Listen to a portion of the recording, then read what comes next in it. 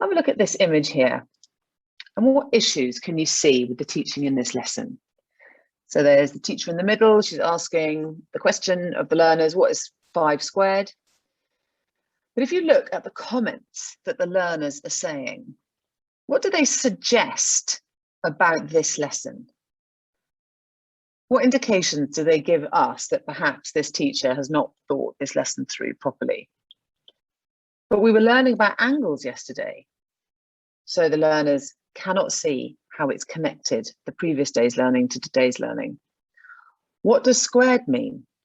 They simply don't have the knowledge that they need to understand that question. They don't know what the word squared actually means. So how can they possibly answer the question? And the third child, I don't actually know what we're learning about in this lesson. I don't know what the purpose of the lesson is. So the issues in this lesson would be from that one question that the teachers asked, we can tell that their lesson objective was not carefully thought out for them or their learners, because number one, the learners cannot see how it connects to previous learning. Number two, they're being asked a question which they cannot answer as they don't have the previous knowledge that they need to be able to understand this question, to be able to participate in this lesson.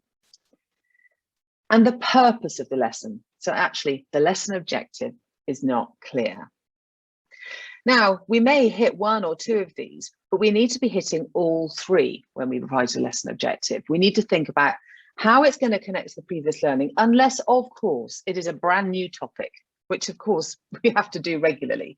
So it may well not connect to the learning that they did the week before, but it should always connect to some previous learning they have done, even if it is in previous year groups or grades.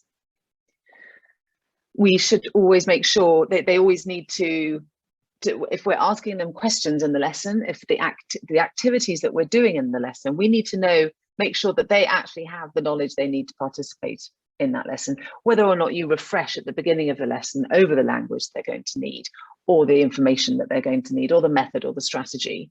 We need to make sure that actually they have the knowledge they need to be able to work in the lesson that we're about to teach.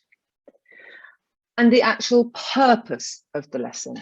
What is it we're teaching and why are we teaching it? The learners have to understand that themselves, otherwise they won't know where they're going, and nor will you, and it all becomes a mess. And I speak from many years of experience of this.